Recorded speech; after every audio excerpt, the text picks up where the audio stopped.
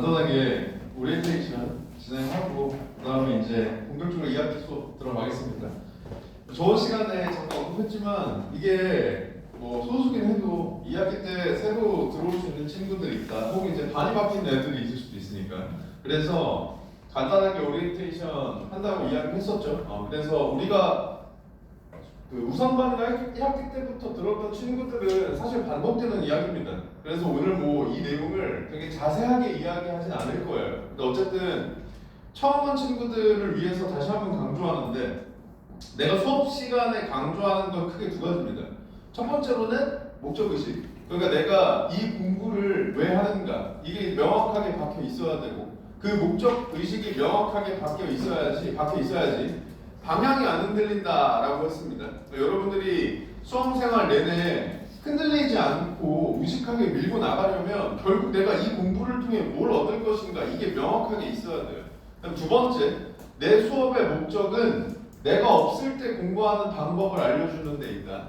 내가 1학기 때부터 내 수업 들은 친구들은 알겠지만 중간중간 이제 잔소리도 많이 하고 질문도 많이 하죠. 그 이유 중에 하나는 내 수업을 듣는다고 성적이 오르지 않는다. 아시겠죠? 어떤 강의든 간에 여러분들이 강의를 듣는 것만으로 성적이 오르지 않아요. 너네들이 안 하면 절대 안 오르는. 아시겠죠? 그러니까 여러분들이 수험생활 내내 공부하는 시간들을 생각을 해봤을 때 나랑 강의실에 만나서 내 수업을 듣는 시간보다 너네들이 자습해야 되는 시간이 압도적으로 많아. 그죠? 그러니까 그 시간을 어떻게 쓰는지를 알아야 됩니다. 그러지 않으면 공부의 방향성도 흔들리고 그 다음 성적도 당연히 오르지 않을 가능성이 높겠죠. 따라서 수업 시간에는 방향성에 집중해서 앞으로 자습 시간에 어떻게 공부할지 집중해서 들으시고, 그리고 숙제를 내주면 내가 숙제의 목적이 뭐라 그랬어? 결국 내가 뭘 모르는지를 알고 이 자리에 앉아 있으라는 겁니다. 아시겠죠? 공부라는 게 정말 쉽게 얘기하면 내가 모르는 걸 알아가는 과정이라고 했었죠. 그러니까 내가 뭘 모르는지를 알아야 돼요. 모르는 거 알아가려면. 그러니까 숙제는 여러분들이 내가 이런 것들을 모르는구나를 안 상태로 앉아 있으라는 거지. 그냥 문제를 풀어오라는 게 아니다. 아시겠죠? 그래서 숙제 양 많이 내주지 않잖아요. 그래서 내 수업 들은 친구들은 알겠지만 절대적인 양은 많지 않아. 근데 그 양을 여러분들이 내가 여기서 이런 부분들을 모르는구나를 체크해 오려면 시간적으로는 또 그렇게 적지 않은 시간을 투자해야 됩니다.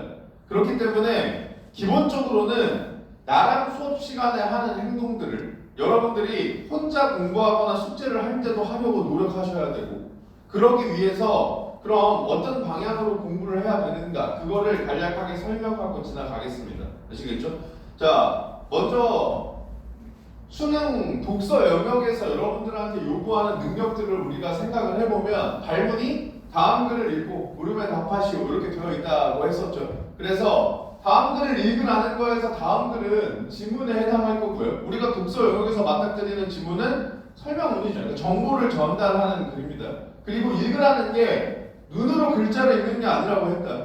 그죠? 내가 계속 강조하죠. 진짜 나랑 수업한 애들은 이제 슬슬 지겨워질 텐데 수능 때까지도 계속 할 겁니다.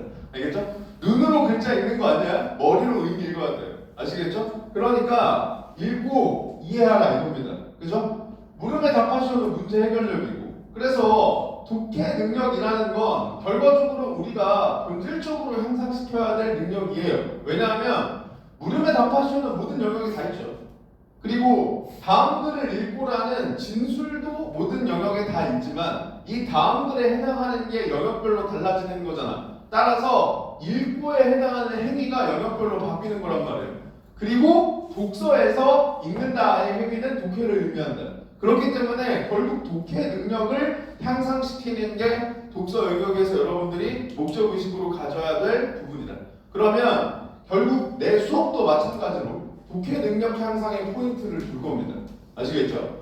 물음에 답하시오라는 건 결과적으로 문제 해결력을 묻고 있는 건데, 얘는 선제의 적절성을 판단하는 거나 아니면 시간 내 풀이를 위한 효율적 접근 방법, 이런 능력들을 결국 여러분들한테 요구를 하는 겁니다. 그래서 우리가 1학기 때까지는 여기는 거의 배제했죠. 거의 배제했어요. 왜? 본질적으로 중요한 건 이쪽이고요.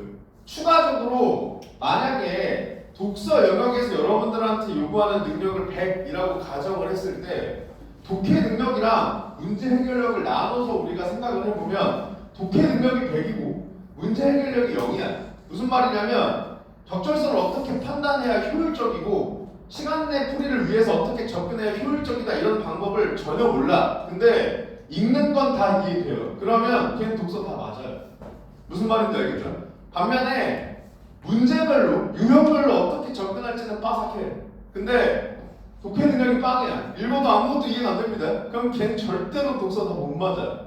무슨 말인지 알겠죠? 따라서 여기에 항상 포인트를 둬야 되는 건 수능 전까지 바뀌지 않아요. 다만 이제 수능이라는 시험이 다가오고 있는 입장이죠. 시간 진짜 금방 가잖아. 그죠? 다가오고 있는 입장이기 때문에 2학기 때는 여기에 대한 것도 1학기 때보다는 더 자주 언급할 겁니다.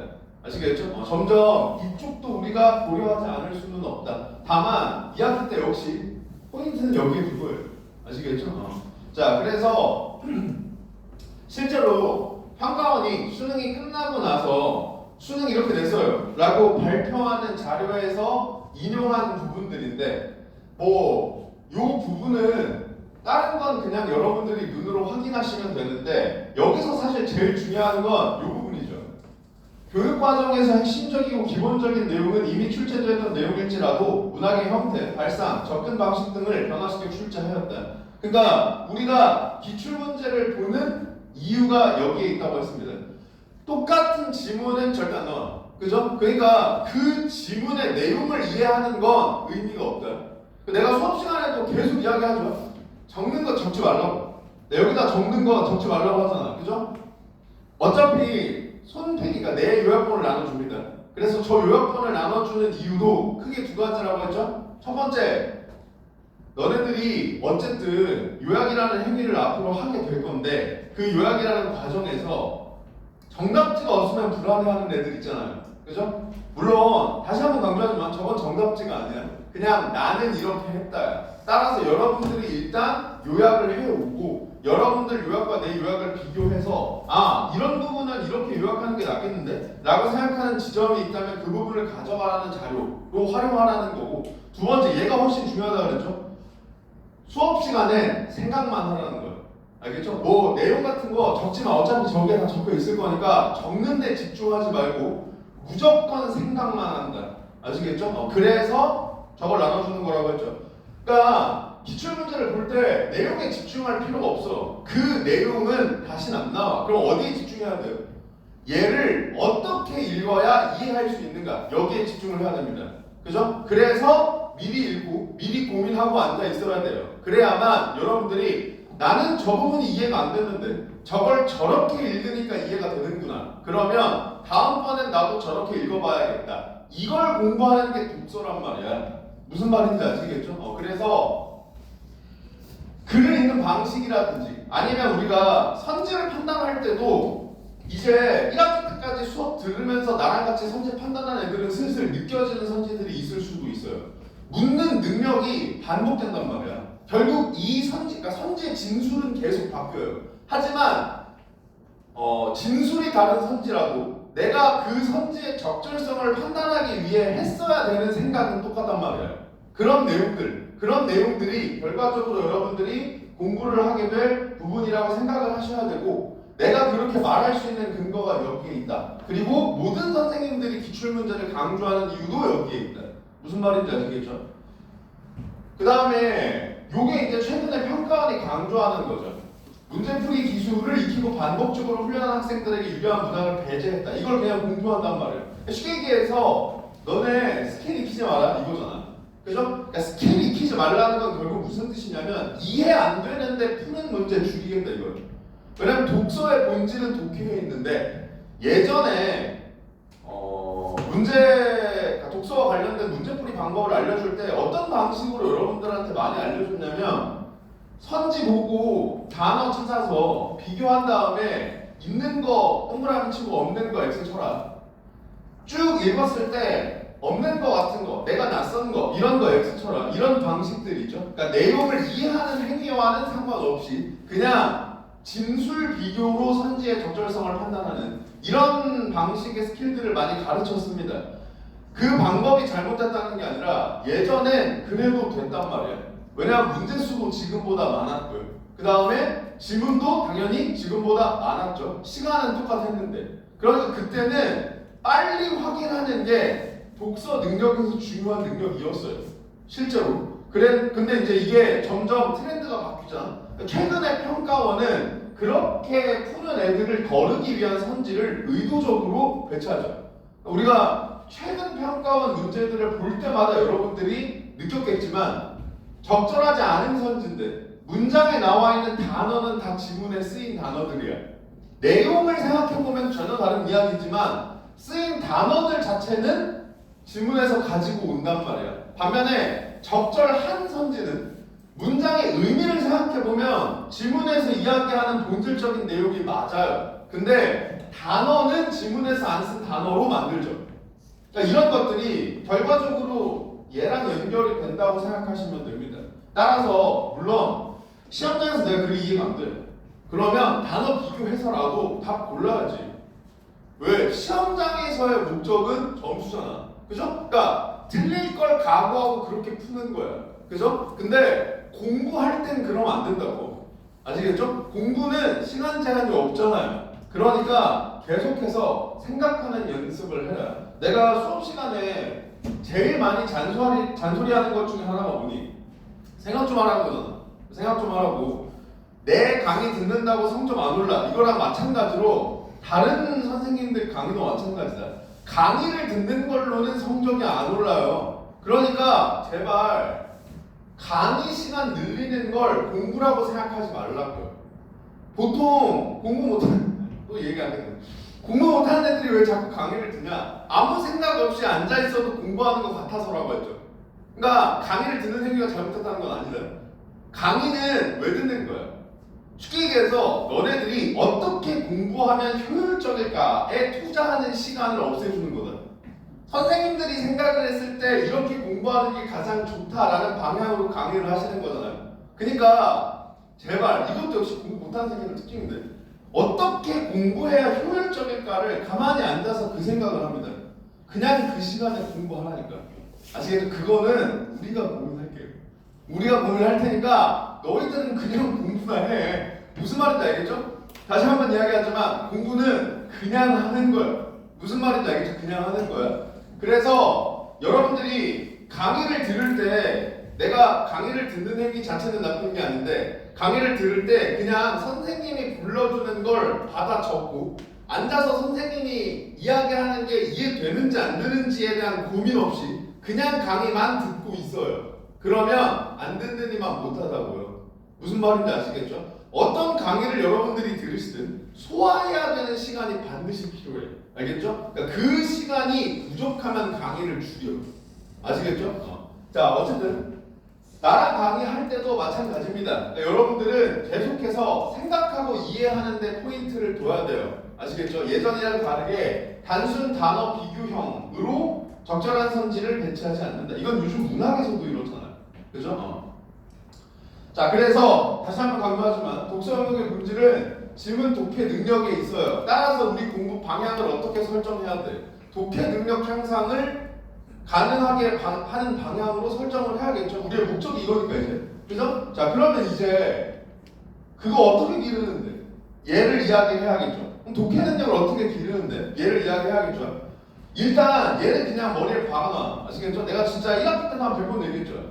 수능 보기 전까지 한 1000번 얘기할 거야. 알겠죠? 한 번에 확인해야 될 정보는 적으면 적을수록 좋다. 이건 그냥 국어 영역의 대전제예요. 어떤 영역이든 다 마찬가지다. 따라서 의식적으로 내가 한 번에 확인해야 될 정보의 양을 줄여나가는 작업을 해야 되고요. 반대로 얘기하면 내가 소화할 수 없는, 그러니까 이해하기에 너무 빡센 정도의 분량이라면 그걸 쪼개서 이해해 나가야 돼요. 아시겠죠? 그러니까 나는 얘가 한 문장이 예를 들어서 한 3줄 정도가 돼요. 그래서 이걸 읽어도 기억에 남는 게 아무것도 없어요. 그럼 어떻게 해야 돼? 핵심 정보 추려서 다시 읽어나가야 되는데 너네들은 이걸 읽었는데 이해 안 가. 그럼 어떻게 해요? 그냥 다시 읽어요. 아니 읽어서 이해 안 되는데 다시 읽으면 이해되나? 그러니까 한 번에 확인해야 될 정보의 양을 줄여나가라는 건 지문이든 문장이든 선지든 다 적용되는 거예요. 아시겠죠? 이거를 좀 의식하시고 지문 독해 능력을 어떻게 하면 기를까를 생각을 해봤을 때 결과적으로 평가 기준에 맞게 기르는 게 맞겠죠. 그 방향성 자체가. 그래서 이것도 역시 마찬가지예요. 평가원에서 이야기하는 수능 독서 영역의 평가 기준인데 다른 거 다 차치해 두고 이거 아까 이야기했던 내용의 반복이니까 그냥 다 차치해 두고 결국 사실 평가 기준을 살펴봐도 이해하는 능력의 중요성이 점점 커지고 있다는 건 바뀌지 않아요. 그래서 이 이해 능력을 우리가 향상시키기 위해서 먼저 생각해 봐야 될 건 내가 지문을 이해했는가를 점검하는 습관을 가져야 됩니다. 이게 최우선이에요.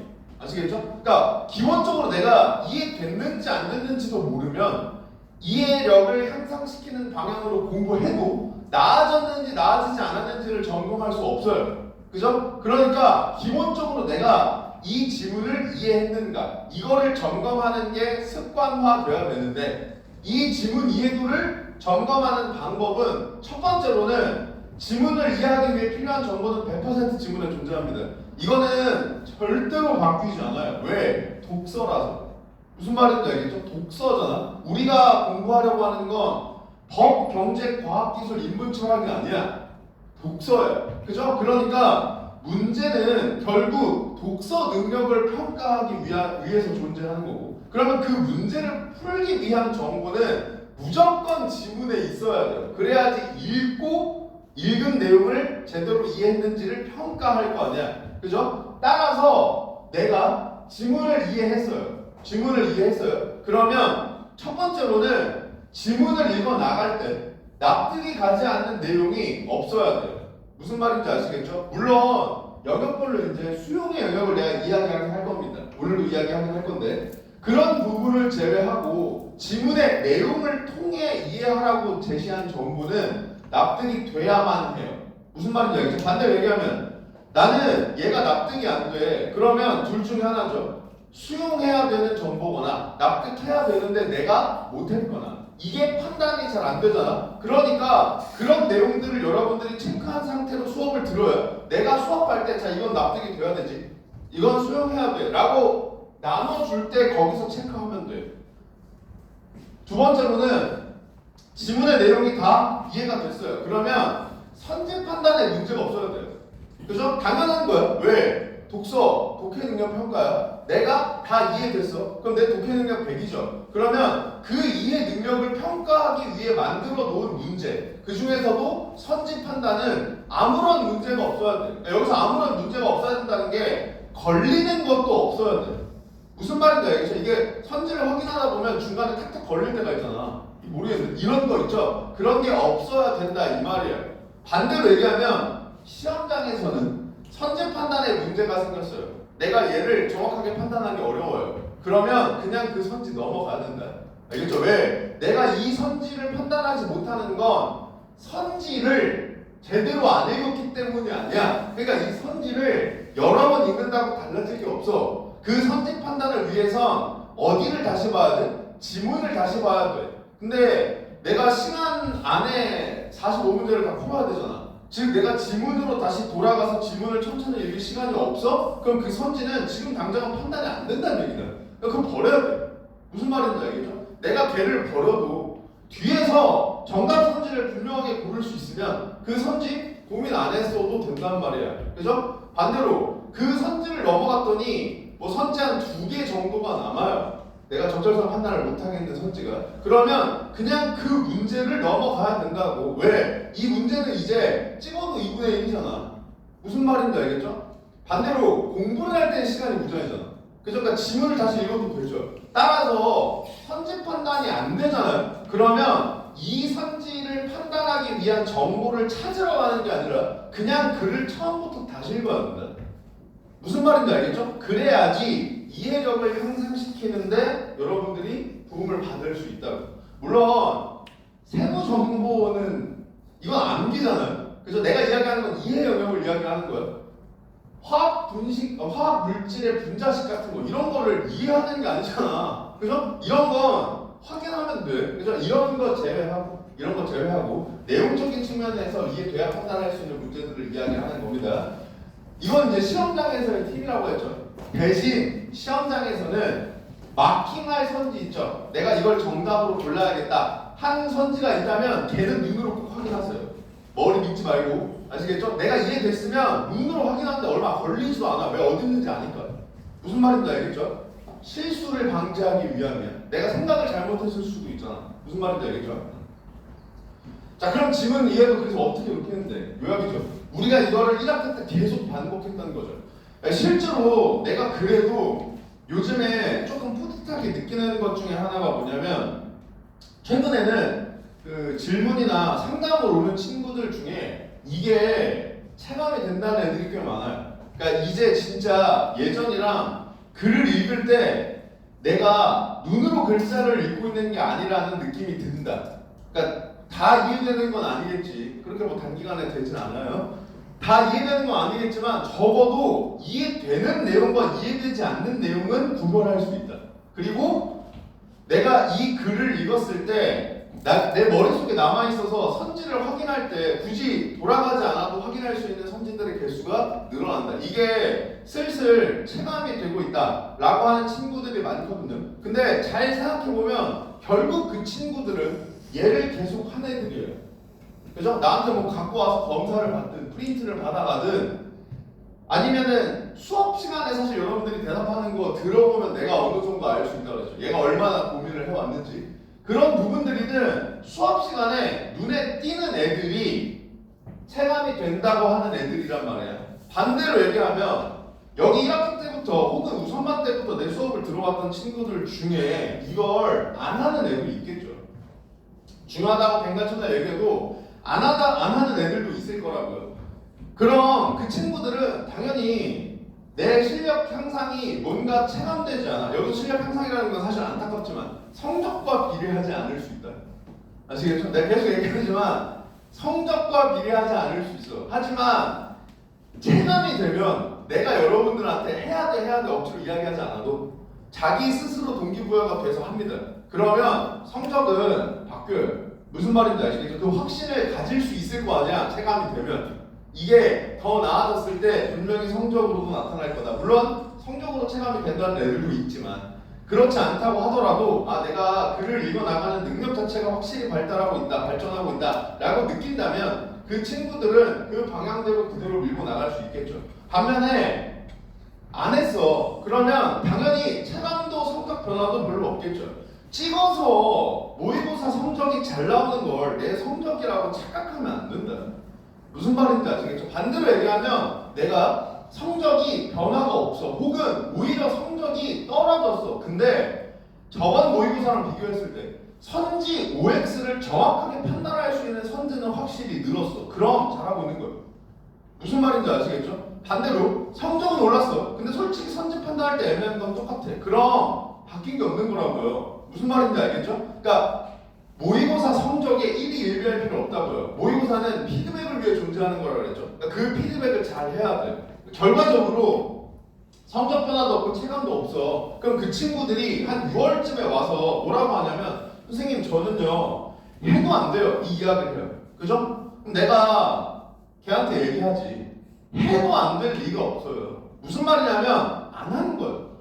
계속 이야기하지만 수업을 듣는 건 공부가 아니야. 걔가 생각했을 때 내가 뭘 했냐면 수업 시간에 열심히 들으려고 노력했고 숙제는 했다 이거예요. 그죠? 근데 숙제할 때 요약을 해오는 게 아니라 그냥 문제 풀고 채점해오고 틀린 문제 선제 근거 어디 있는지 해설지 보고 확인하고 앉아있단 말이에요. 그죠? 그리고 내가 수업할 때 이제 막 질문 같은 걸 던지잖아요. 그럼 질문할 때는 누군가 대답해야 하겠지 하고 앉아있고 필기한 거 적어가. 그럼 뿌듯하겠죠. 남아있는 게 뭐가 있으니까. 그거는 공부하는 척이라고요. 무슨 말인지 알겠죠? 너네들 스스로가 느껴야 돼요. 내가 이 수업을 들음으로써 이걸 알았다. 이게 수업 끝나고 남아야 된다니까. 그게 안 남으면 아무것도 안 한 거랑 다를 바가 없어요. 왜냐면 공부는 모르는 거 알아가는 건데 알아간 게 없잖아. 무슨 말인지 알겠죠? 그러니까 해야 돼. 아시겠죠? 스스로 해야 돼. 안 하면 절대 안 늘어. 아시겠죠? 저주하는 게 아니야. 진짜 맞단 말이야. 아시겠죠?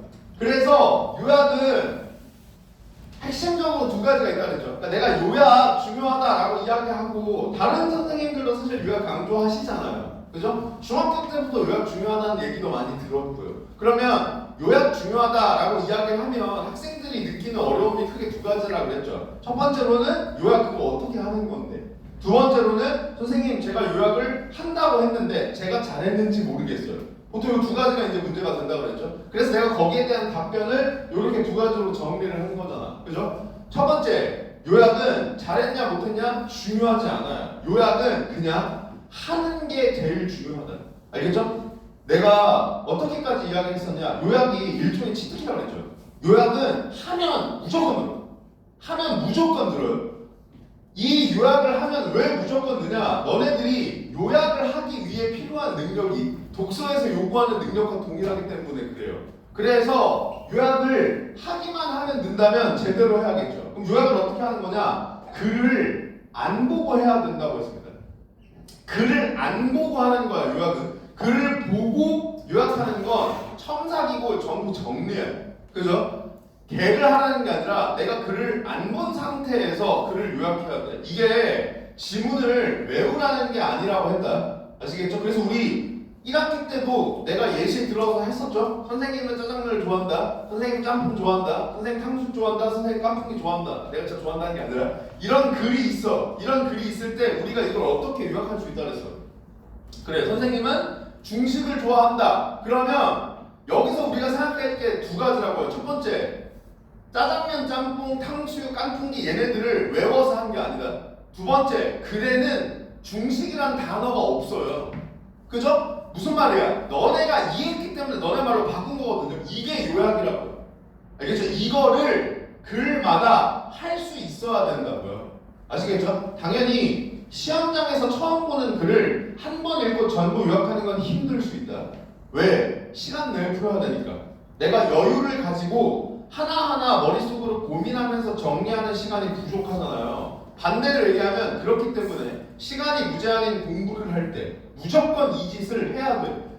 되든 안 되든 그냥 해야 돼. 무슨 말인지 아시겠죠? 그래야만 생각하는 습관이 들어요. 그래서 요약은 글을 보지 않은 상태에서 하는 것이 원칙이고요. 외우는 게 아니다. 글의 흐름 잡아가면서 주요 개념 정리하는 거다. 그리고 글을 보지 않은 상태에서 요약을 하려면 두 가지가 전제돼야 된다 그랬죠. 아까 짜장면 짬뽕 그거랑 같은 맥락이야. 첫 번째, 무슨 뜻인지 이해돼야 돼. 이해되지 않으면 안 보고 할 수 없어요. 바꿔 얘기하면 선생님 제가 실제로 이렇게 질문하는 게 많단 말이에요. 제가 선생님이 요약이 중요하다고 해서 안 보고 요약을 해보려고 했는데 도저히 안 보고는 못하겠어요 라고 이야기하는 애들이 있거든요. 반대로 얘기하면 도저히 안 보고도 못하겠는 글은 이해가 안 된다는 뜻이에요. 무슨 말인지 따라서 걔는 질문을 어떻게 해야 되냐면 선생님 안 보고는 못하겠는데요가 아니라 여기 어떻게 이해해야 돼요? 라고 질문해야 돼요. 거기가 이해돼야 그걸 안 보고 할 수 있을 거 아니야. 무슨 말인지 알겠죠? 그러니까 결국 요약은 그것 때문에 하라는 거다. 내가 여기는 도저히 안 보고 못하겠네. 무슨 말이야? 이해 안 됐죠? 그럼 수업 시간에 거기를 어떻게 이해하는지 들어야 된다. 이걸 알아오라는 거라고. 무슨 말인지 알겠죠? 두 번째, 이해가 됐어. 그래서 안 보고 정리할 수 있어. 그렇다고 하더라도 한 편의 글을 안 보고 완전히 요약하는 건 빡세죠. 왜 빡세? 머릿속으로 그 정보들이 정리가 돼야 돼. 그죠? 내가 머릿속에 이해된 정보들이 들어있다고 하더라도 걔를 구조화할 수 있어야 글 전체를 요약할 수 있겠죠. 근데 글을 읽고 이해했니? 그리고 그 정보 구조화할 수 있니? 이게 독서 영역에서 여러분들한테 요구하는 능력이라고 했죠. 따라서 요약은 하기만 하면 무조건 느는 거예요. 무슨 말인지 알겠죠? 그러니까 되든 안 되든 해와야 돼. 알겠죠? 안 돼도 괜찮아. 중요한 건 내가 여기가 안 된다는 사실을 알고 앉아 있어야 된다고. 무슨 말인지 알겠지? 자, 만약에 글 전체 요약이 힘들어요. 그러면 문단 단위로 시작해. 한 문단 요약부터 해. 어차피 수업 시간에 내가 문단 요약을 계속 시키죠. 나랑 계속 할 거고. 그 다음 문단 단위가 힘들어. 그럼 문장 단위로 해. 문장 단위로. 문장 단위가 힘들어? 그러면 대부분 어휘 문제라고 그랬죠.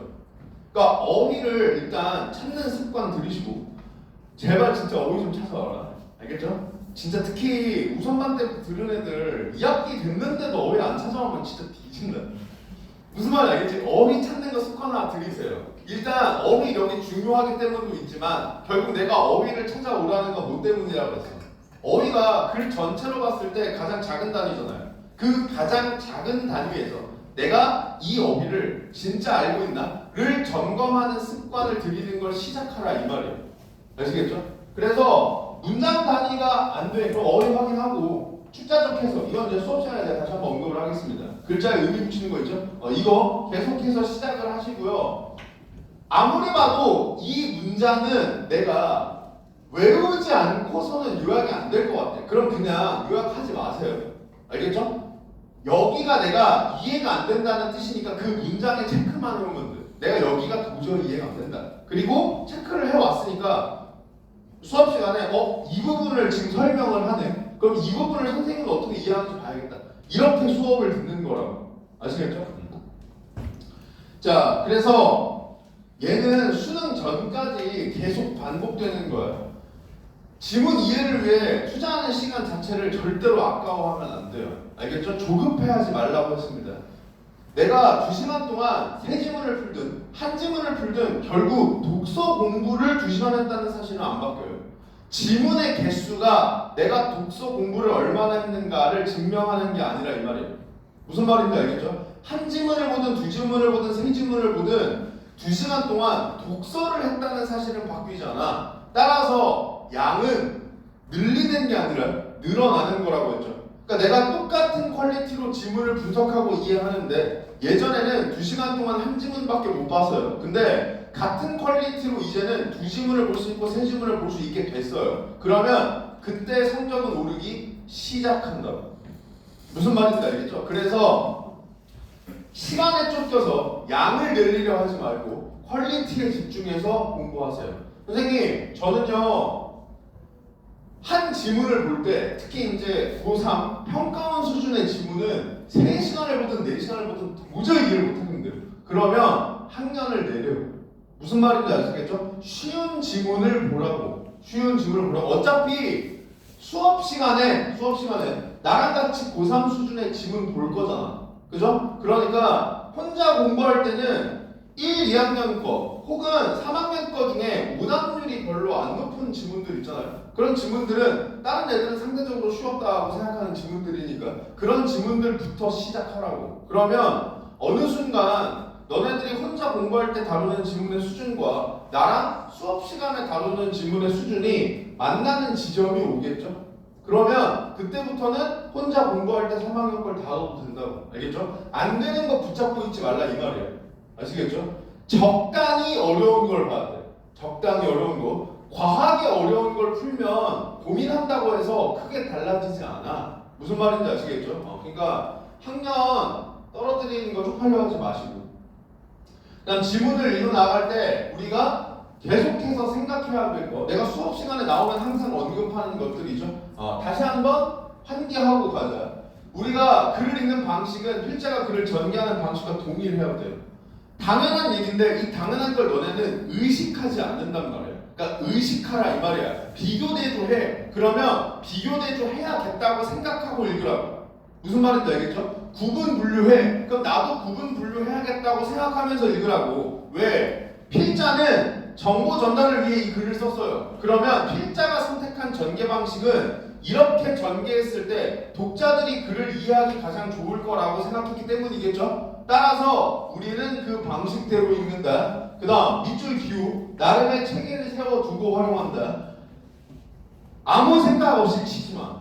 아시겠죠? 그러니까 이거를 좀 과하게 말하는 선생님들이 밑줄 기호 아예 치지 말라고 이야기하시는 건데, 그러니까 그 선생님들은 밑줄 기호를 치지 말라는 말의 의미가 진짜로 밑줄 기호를 치지 말라의 포인트가 있는 게 아니라 아무 생각 없이 치지 말라는 뜻이야. 무슨 말인지 알겠죠? 그러니까 밑줄 언제 쳐? 그럼 대부분 이렇게 얘기하죠. 중요한 거예요. 아니면 문제 풀 때 필요하다고 생각하는 거예요. 그렇게 이야기하죠. 그러면 생각해봐. 문제에서 뭘 물어볼 줄 알고 치는데, 그리고 뭐가 중요하다고 생각하는데, 결국 너네들이 중요도 평점, 그러니까 중요도 평가를 할 수 있는 정도 수준까지 올라야 중요하다고 생각하는 부분에 밑줄 치는 게 의미가 생길 거고요. 그리고 내가 독해 능력이 좀 딸리면 처음 보는 글이잖아요. 다 중요해 보여요.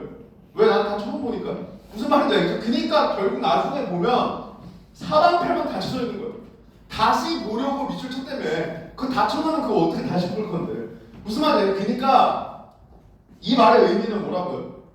지문 들어가기 전에 어디에 밑줄 친다가 결정돼 있어요. 그러니까 내용이 결정돼 있는 게 아니라 어디에 친다라는 규칙이 결정돼 있어야 돼. 그리고 거기에 맞춰서 쳐야 내가 밑줄 친 거나 기호를 보고 눈으로 가서 확인할 수 있게 돼요. 그래서 얘를 어떻게 연습하라 그랬어?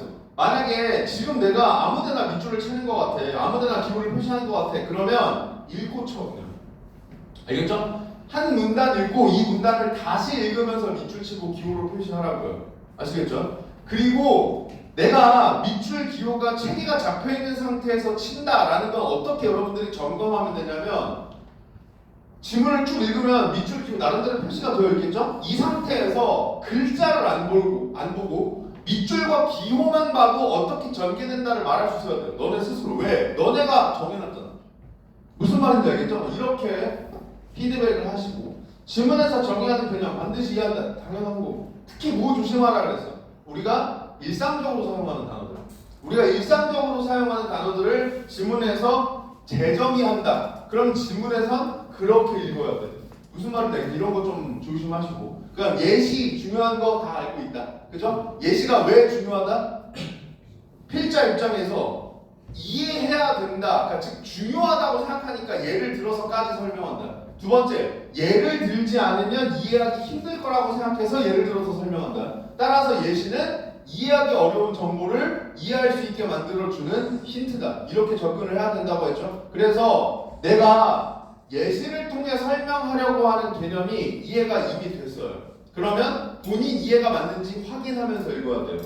내가 이해해야 되는 개념이 이해가 안 됐어요. 그러면 예시를 통해 역으로라도 이해하려고 해야 돼. 결국 두 가지 방법 다 어떻게 예시를 읽으면 된다고 그랬어? 예시에 나와 있는 정보를 앞에 나와 있는 개념으로 치환하면서 읽어야 돼. 무슨 말인지 아시겠죠?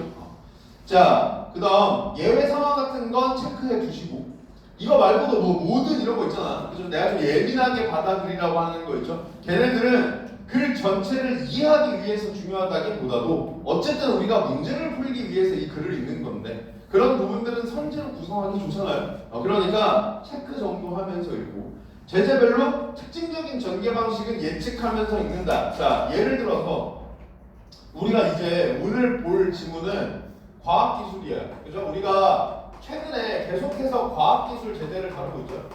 이것도 질문하는 애들이 있어서 잠깐 언급하고 가는데 선생님 지문을 다양한 갈래를 골고루 봐야 돼요? 아니면 한 갈래를 집중적으로 파는 게 좋아요? 이렇게 질문하는 애들이 있어요. 공부 방법과 관련해서. 그럼 나는 똑같이 얘기한다. 공부 목적이 뭔데? 이게 일단 중요해. 무슨 말인지 그러니까 내가 그냥 독해 능력 향상 자체가 목적이잖아요. 그러면 당연히 골고루 보는 게 좋아요. 알겠죠? 골고루 보는 게 독해 능력 향상을 위해서는 가장 좋습니다. 근데 내가 특정 영역이 약해요. 그러면 배경 지식은 쌓는 게 아니라 쌓이는 거라 그랬죠. 내가 배경 지식을 위한 공부에 시간을 투자하는 건 사실 비효율적이에요. 왜냐하면 그 배경 지식이 안 나오면 의미가 없으니까. 그럼 효율적으로 공부하려면 어떻게 해야 돼요?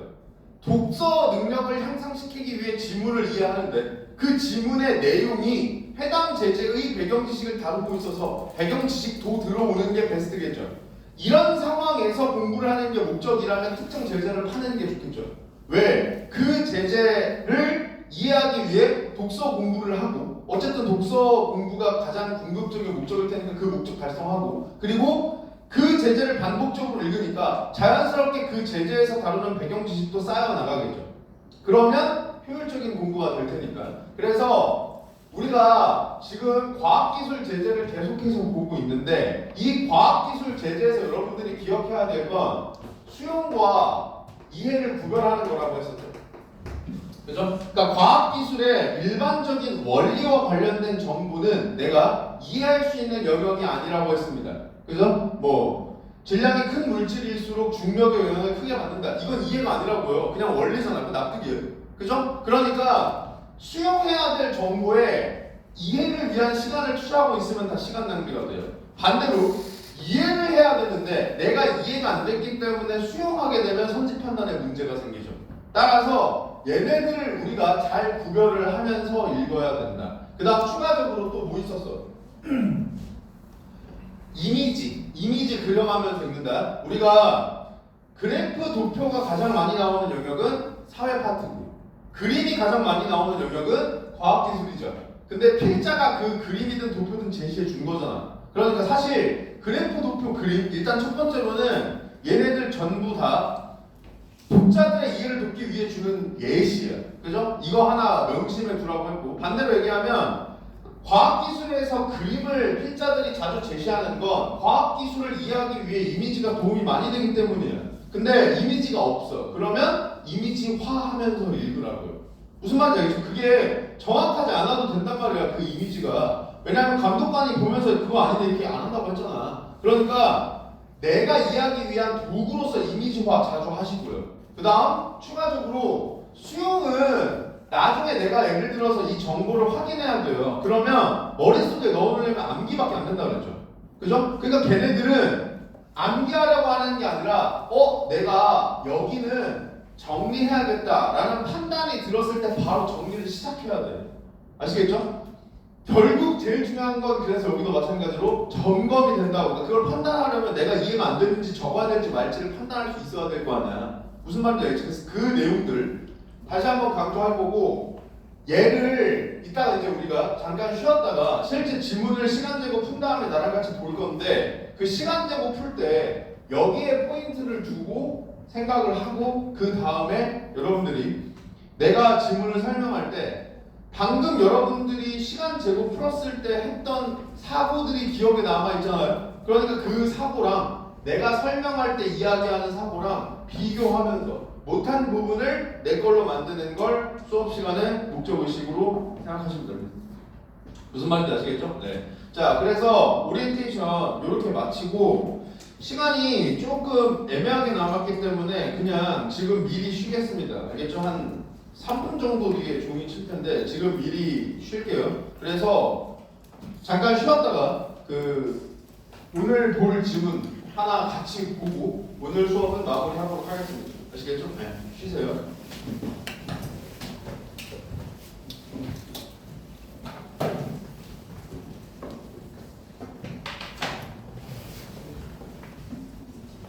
복습할 때 필요한 거 같아요.